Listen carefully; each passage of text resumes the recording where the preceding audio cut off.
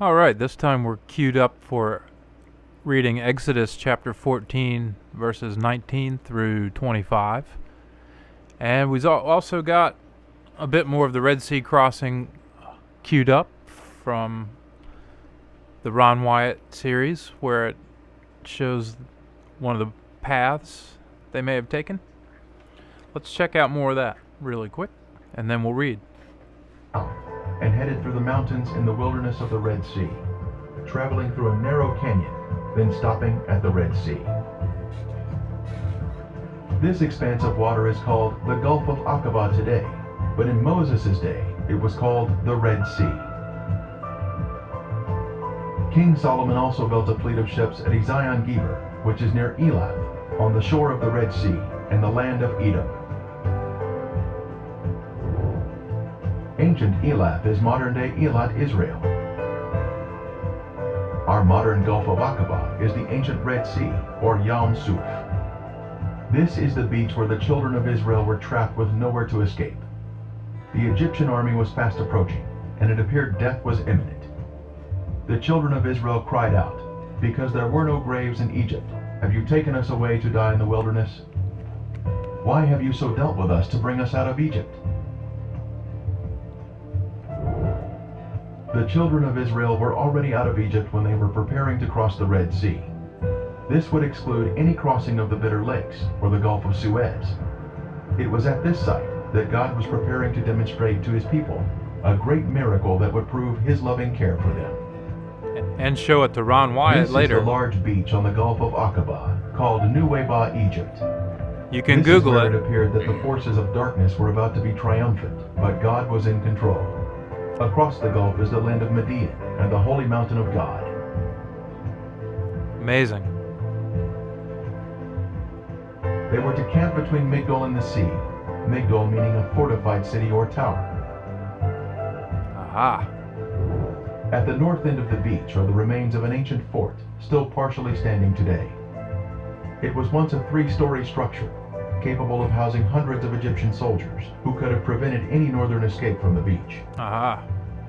The location is precisely at the narrowest point of land, between the mountains and the sea, in order to control the movement of travelers through the area.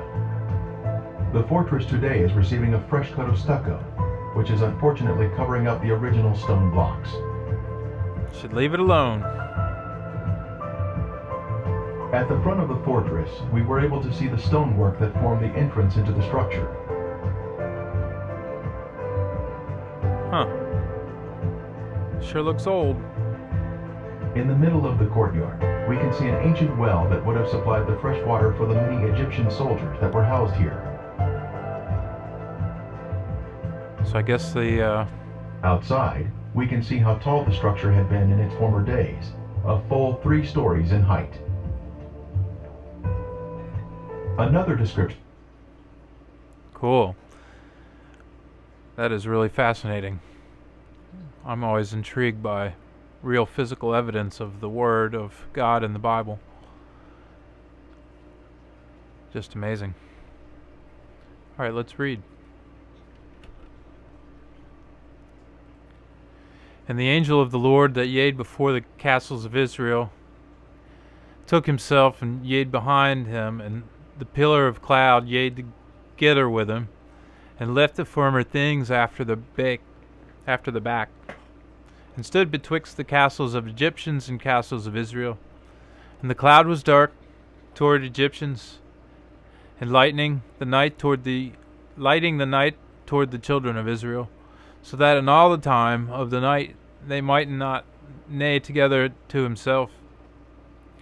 And when Moses had stretched forth the hand on the sea, the Lord took it away, the while a great wind and brenning blew in all the night, and turned into dryness, and the water was departed.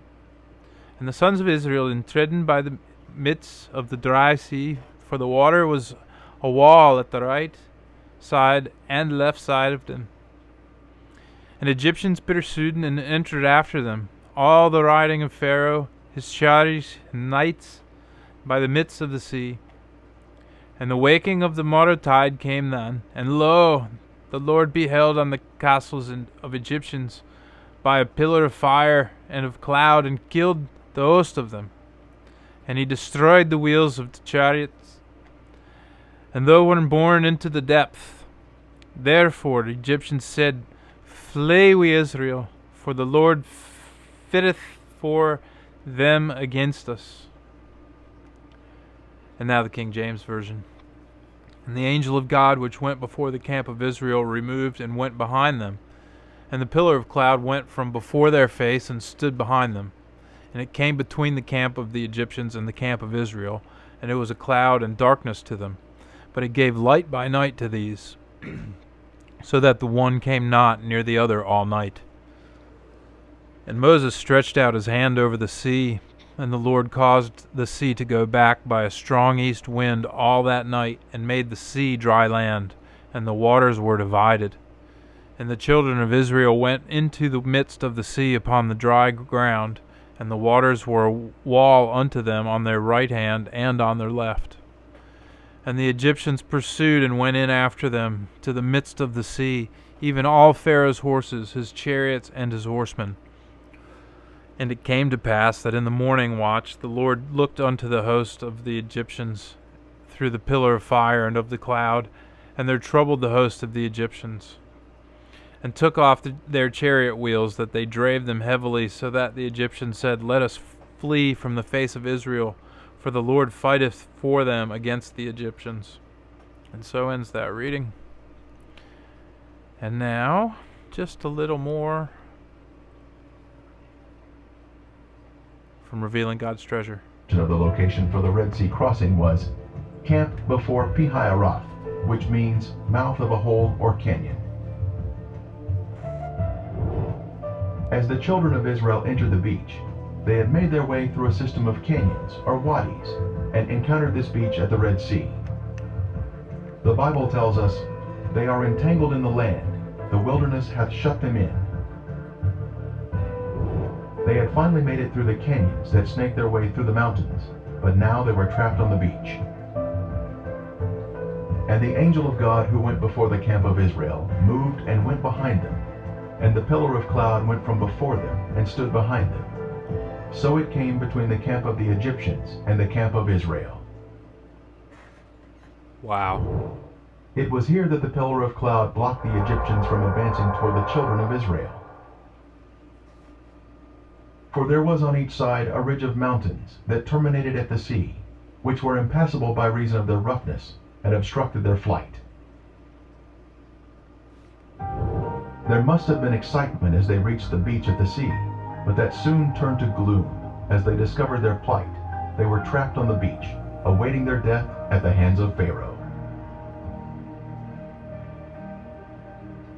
From the middle of the beach, we can see the opening of Pi-hahiroth in the distance, but we head south in order to locate an amazing marker here at the beach.